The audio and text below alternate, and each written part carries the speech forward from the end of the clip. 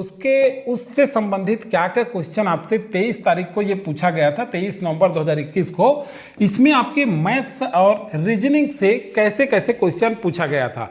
तो उम्मीद है कि आप सभी के एग्जाम बहुत अच्छे से गया होगा, आप बहुत अच्छे किए होंगे। साथ ही साथ जितने भी जीडी एसएससी जीडी का जो एग्ज़ाम आयोजित हो रहा है उसके लिए आप सारे लोगों को बहुत बहुत शुभकामनाएं।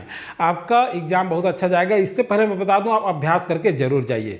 इस गणित को जब हम देखेंगे तो सबसे पहले तो ये है कि हम जो है कोई भी कॉम्पिटिटिव एग्जाम का तैयारी कर रहे हैं तो इस मैथ्स को पूरा अभ्यास कर लें, क्योंकि अभी आपके बहुत सारे एग्जाम में इस चीज़ को रिपीट किया जाता है।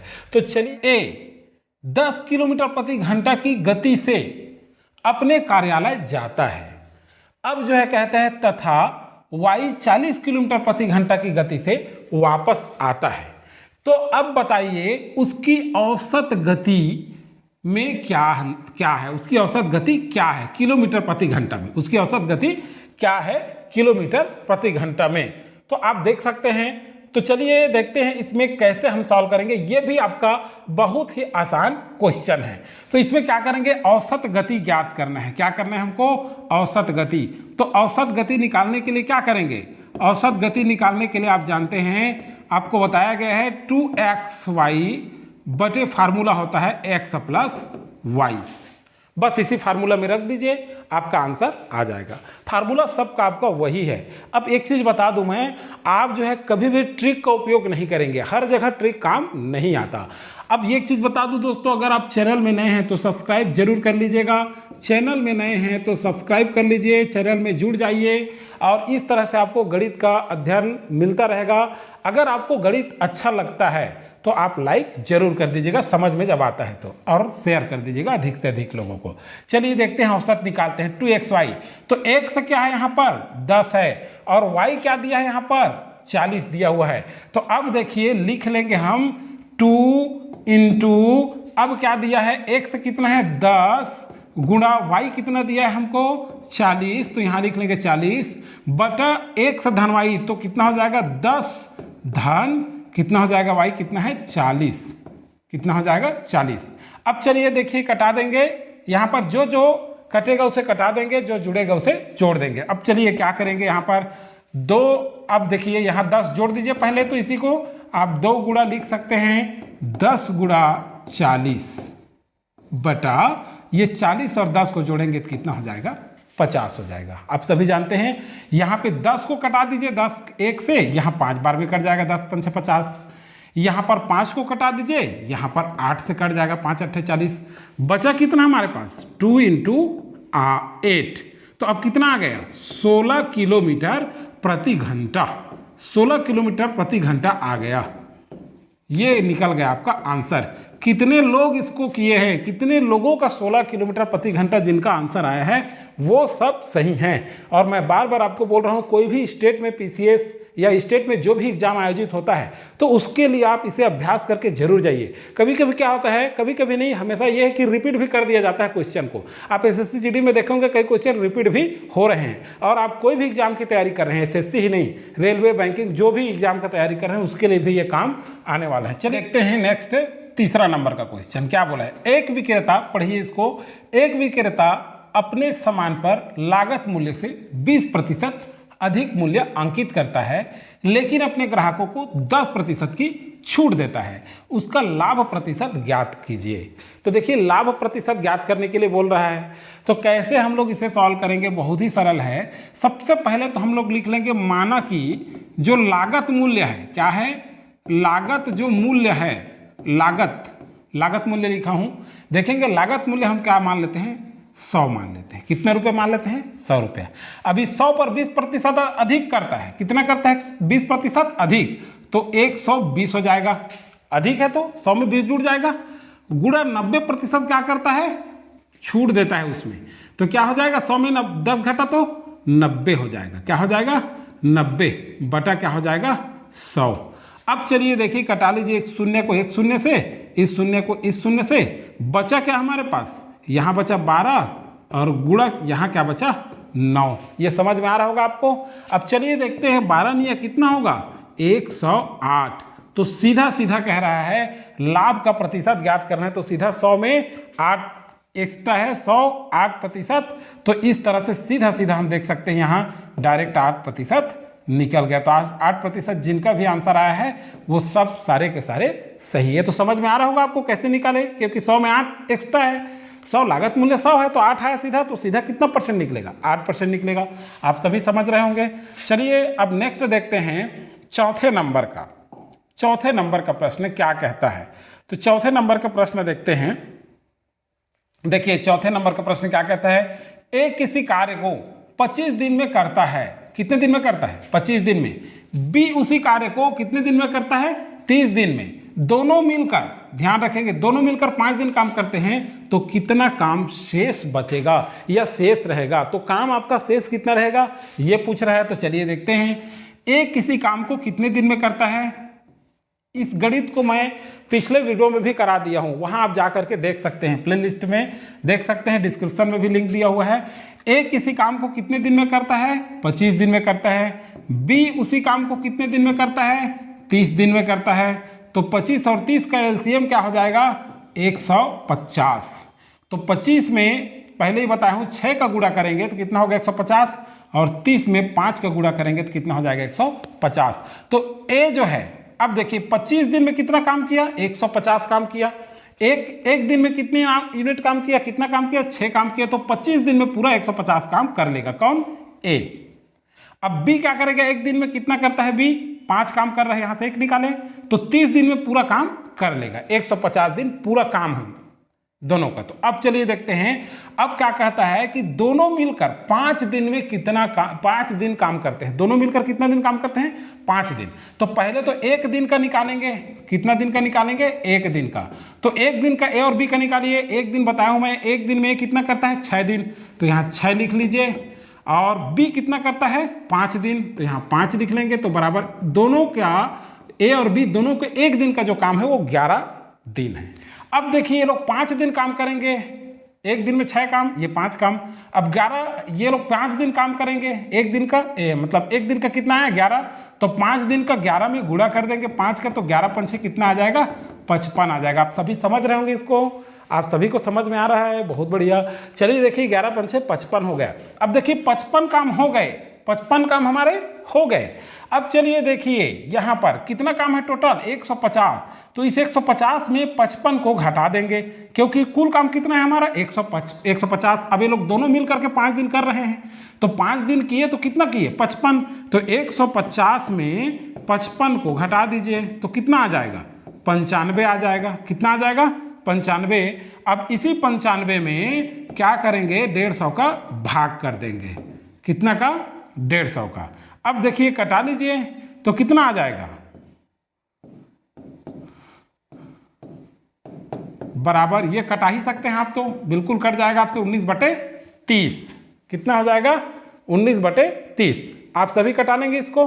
तो इस तरह से किनका किनका आंसर है 19/30, वो सारे के सारे आंसर सही है। देखते हैं 5वां नंबर का प्रश्न। यदि किसी धन राशि पर 5% वार्षिक दर से 3 वर्षों का साधारण ब्याज और 3 वर्षों का साधारण और चक्रवृद्धि ब्याजों का अंतर कितना है, 36.60, तो धन राशि क्या होगी। तो देखिए इस तरह से जब भी आपको साधारण ब्याज और चक्रवृद्धि ब्याज में जब अंतर वाला प्रश्न आता है तो आपको कैसे इसे हल करना है, इसके लिए एक सूत्र मैं बताया था आपको।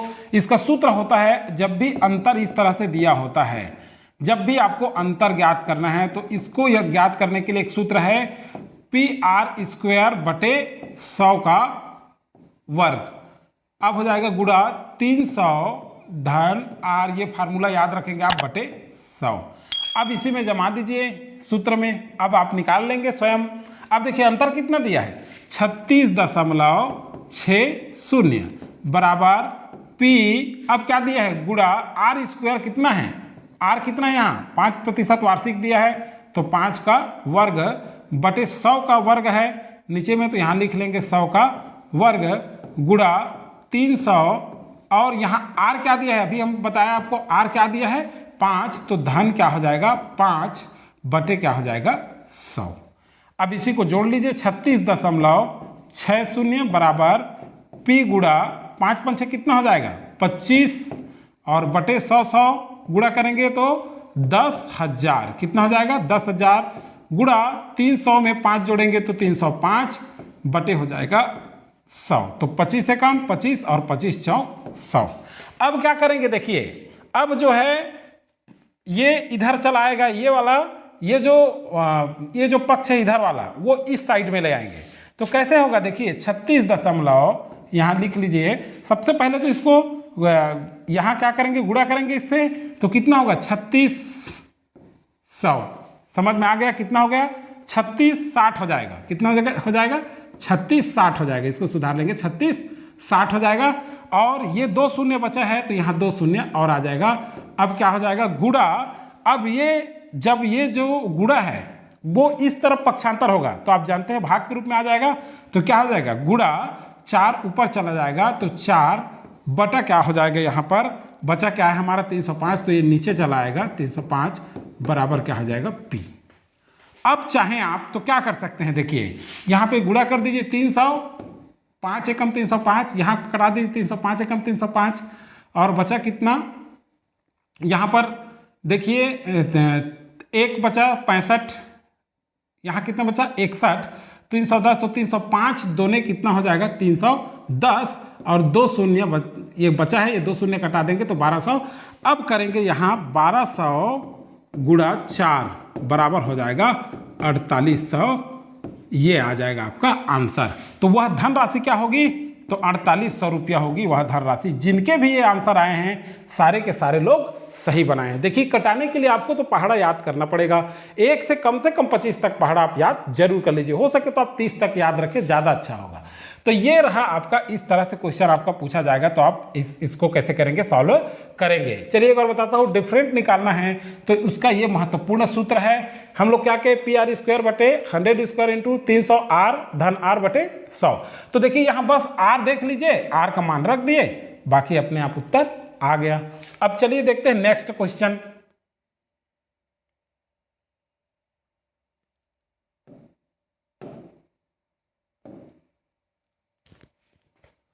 अब देखते हैं आपका नेक्स्ट क्वेश्चन कौन सा है, तो 5वां हो गया। अब देखते हैं नेक्स्ट 6वां। अब चलिए देखते हैं, अब रीजनिंग से है। अब किससे है, रीजनिंग से संबंधित है। तो रीजनिंग देखिए पहला 6वां क्या दिया है, नीचे दी गई श्रृंखला में लुप्त संख्या ज्ञात करना है। तो इस तरह से क्वेश्चन बहुत ही आसान होते हैं, आप देखते ही बना लेंगे। इसमें बताइए आपको सॉल्व करने की जरूरत है, हल करने की जरूरत है, स्वयं जान जाएंगे। देखिए पहले तो देखिए क्या क्या दिया है, गुणा है क्या, नहीं है। तो देखिए क्या क्या हो रहा है यहाँ पे 7। अब देखिए जोड़ के 7 और क्या हो जाएगा 7 4 11, 11 5 16, 16 6 22। तो 22 और 7 जोड़ेंगे ना तो 22 7 कितना आ जाएगा 29। तो ये जो क्वेश्चन मार्क है उसके जगह में आंसर आ जाएगा 29। तो ये बहुत ही आसान क्वेश्चन, इसको आप स्वयं ऐसे देख के कर सकते हैं। चलिए नेक्स्ट देखते हैं। अब है आपका 7वां प्रश्न देखते हैं। 7वां प्रश्न में क्या है, 7वां प्रश्न में यह है कि नीचे दी गई श्रृंखला में अगला संख्या क्या होगा, 1 8 64 512। इसमें क्या हो रहा है, देखिए इसमें जुड़ नहीं रहे, 1 7 8 डायरेक्ट क्या हो गया 64 हो गया। तो अब देखिए क्या करेंगे, यहाँ पे देखिए ऐसा भी कर सकते हैं, 1 तो 1 का वर्ग है तो क्या हो गया, या फिर ऐसा करेंगे। चलिए दूसरा बता देता हूं, 1 में 8 का गुणा कर दीजिए तो कितना हो गया 8, 8 में 8 का गुणा कर दीजिए तो कितना हो गया 64, 64 में 8 का गुणा कर दीजिए तो कितना हो गया 512। ऐसे करके आप देख सकते हैं 64 गुणा 8 भी कर सकते हैं। 8 चौक अगर आपको पहाड़ा याद नहीं है तो 8 चौक 32, 3 8 6 48 और 3 कितना हो जाएगा 51। तो 512 आ गया। और 512 गुणा 8 करिए, सीधा सीधा 512 गुणा क्या करेंगे 8, 8 दूने 16, 8 1 8 1 9, 8 5 40। तो कितना आ गया 4096। कितना आया 4096। अब देखिए चाहे तो इसको, अब देखिए तो इस तरह से हल हो गया। एक और भी तरीका है इसका, कैसे सॉल्व होगा, जैसे 1 का वर्ग मतलब 1, फिर उसके बाद क्या हो गया देखिए 4 का वर्ग, 4 चौक 16, फिर 8 का वर्ग 8 8 64, फिर देखिए 1 4 फिर 8 बढ़ रहा है डबल जस्ट 4 के बाद 8 के बाद 16 बढ़ जाएगा, 16 का वर्ग, फिर उसके बाद 16 के बाद 32। तो इस तरह से आपका इसमें भी आप जो है आंसर ला सकते हैं। तो जो भी आपको अच्छा लगे उसमें आप जो है सॉल्व कर सकते हैं। चलिए देखते हैं अगला क्वेश्चन 8वां नंबर का। अगला क्रम क्या होगा? तो अगला क्रम क्या होगा, चलिए देखेंगे। यहां से देखिए जी के बाद क्या है, एच है सीधा। यहां से देखिए एफ के बाद क्या है, एक छोड़ के जी छोड़ के एच है। यहां पे देखिए एच के बाद क्या है, एच के बाद आई है। और यहां देखिए एच आई एक छोड़ के, एक अक्षर छोड़ के जे है। अब वैसे ही देखिए यहां आई के बाद क्या होगा, यहां से देखिए आई यहां, और जे के बाद क्या हो जाएगा, एक छोड़ के छोड़ के क्या हो जाएगा, एल हो जाएगा। और आई के बाद क्या हो जाएगा, जे हो जाएगा। तो सीधा सीधा यहां से आंसर हमारा निकल गया जे एल जे डब्ल्यू। जब दो अक्षर आ जाता है, बाकी में तो मिल नहीं रहा है, इधर इधर मिल नहीं रहा है दोनों में, तो ऑप्शन बी आपका क्या हो जाएगा, सही आ जाएगा। तो इस तरह से आप देख करके निकाल सकते हैं। सिंपल है, आप सभी जानते हैं। थोड़ा सा इस तरह से आपको पहचानना पड़ेगा, इसे क्या करना पड़ेगा, पहचानना पड़ेगा। अब चलिए देखते हैं 9वां नंबर का क्वेश्चन। तो 9वां नंबर के क्वेश्चन में क्या दिया गया था, आपसे पूछा गया था 9वां नंबर के क्वेश्चन में कि अक्षरों का कौन सा समूह खाली स्थानों पर क्रमवार रखने से दी गई अक्षर श्रृंखला को पूरा करेगा। तो कौन सा करेगा पूरा, देखिए इसमें जो है ऑप्शन भी आपके दिए गए थे, तो आप जो है इसे भी बना लिए होंगे। तो देखिए क्या होगा, ए। अब देखिए, अब सबसे पहले वाई के पहले क्या है, तो वाई के पहले क्या है, देखिए यहां से देखिए, चलिए इसको मिटा देते हैं एक बार मैं। यहां से देखिए वाई, ये ए के बाद खाली स्थान है, तो वाई के पहले क्या है, तो वाई के पहले क्या है, एक्स है। तो यहाँ क्या आ जाएगा, एक्स आ जाएगा। आपको भरने के लिए बता रहा हूं। ए एक्स वाई जेड हो गया। अब जो है आप चाहें तो ए एक्स वाई जेड इसी तरह से श्रृंखला बना सकते हैं, ए एक्स वाई जेड, ए एक्स वाई जेड, ए एक्स वाई जेड। तो इस तरह से श्रृंखला बना सकते हैं, इस तरह से भी बना सकते हैं। और चाहे तो आप यहां जब भर रहे हैं एक से पहले, तो एक से पहले ये ए है, उसको भी देख करके यहां भर सकते हैं। तो इस तरह से दोनों तरीके से इसका आंसर ला सकते हैं। तो श्रृंखला बन गया, देखिए यहां पे ए एक्स वाई जेड ये बन गया, फिर यहां से ए एक्स वाई जेड यहां तक बन गया, फिर ए एक्स वाई जेड यहां तक बन गया, फिर ए एक्स वाई जेड यहां तक बन गया। आप चाहे तो श्रृंखला बनाकर भी कर सकते हैं, यहां से ज्ञात करके, जैसे हम लोग शुरू बनाए, इस तरह से इसे आप बना सकते हैं। तो ये समझ में आ गया होगा आपको। चलिए नेक्स्ट देखते हैं।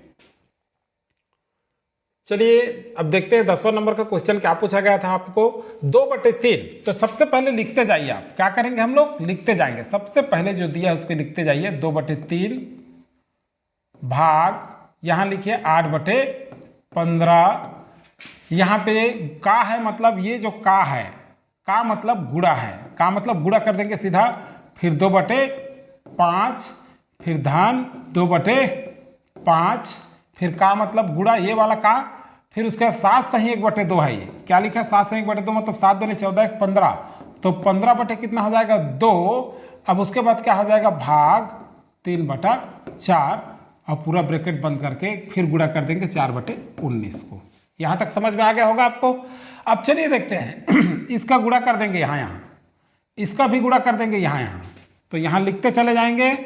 अब देखिए 2 बटे क्या हो जाएगा, 3, अब भाग हो जाएगा 8 दूने 16 बटे 15 पंछे 75, धन, अब इस 2 का 5 15 से गुणा करेंगे तो हो जाएगा 30 बटे 5 दूने क्या हो जाएगा, नीचे में इसका गुणा करेंगे तो 10, भाग कितना है 3/4, ब्रैकेट बंद कर देंगे, गुणा 4/19।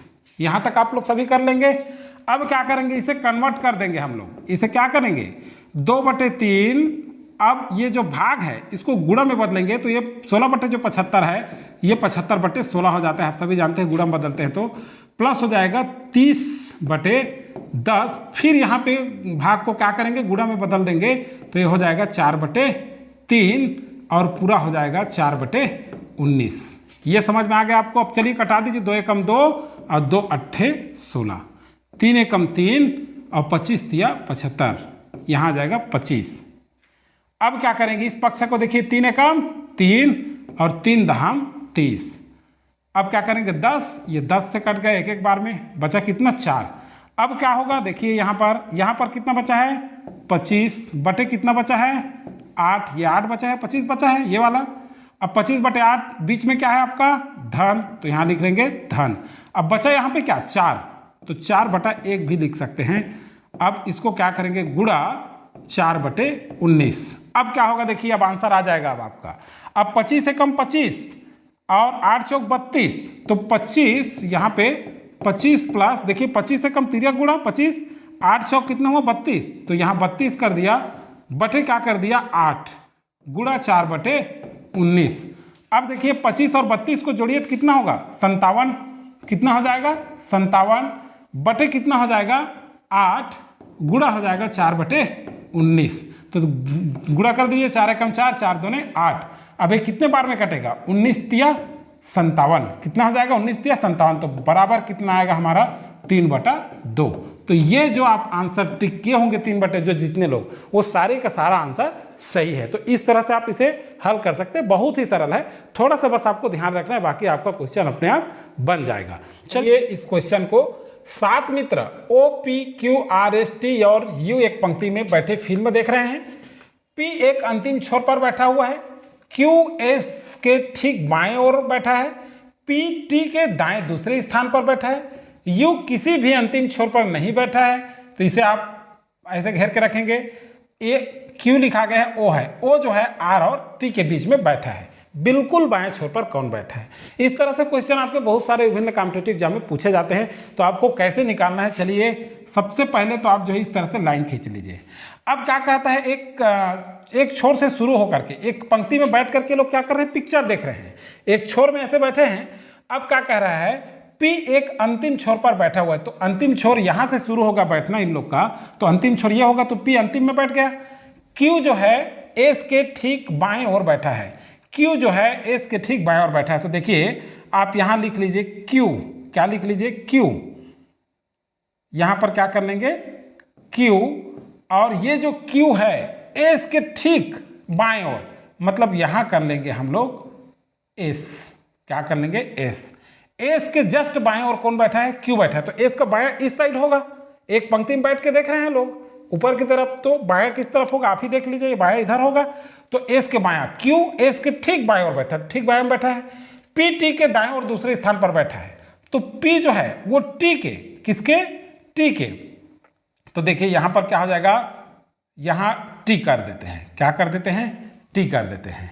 अब दाएं दूसरा मतलब यहां भी कोई बैठा होगा, तो T के दाएं दूसरा मतलब पहला और दूसरे स्थान पर P बैठा है, तो ये बन गया P T के दाएं दूसरे स्थान पर, मतलब P जो है T के दाएं, तो T का पहला ये हो गया और दूसरा दायां में ये बैठा है, ये निकल गया। अब U किसी भी छोर में, किसी भी अंतिम छोर पर नहीं बैठा है। अब देखिए यहाँ पे O कह रहा है, O R और T के बीच में बैठा है, किसके बीच में, R और T के बीच में। तो देखिए ये जो T है, और यहाँ पे क्या कर लेंगे हम लोग R लिख लेंगे, और R और T के बीच में R और T है, तो यहाँ बैठा है O, यहाँ बैठा है आपका R, यहाँ लिख सकते हैं R। अब क्या है, यहाँ पे बच गया, वो क्या हो गया U का। तो अंतिम छोर पर कौन बैठा है, Q बैठा है, अंतिम छोर पर कौन बैठा है, Q बैठा है। तो इस तरह से आप आंसर निकाल सकते हैं।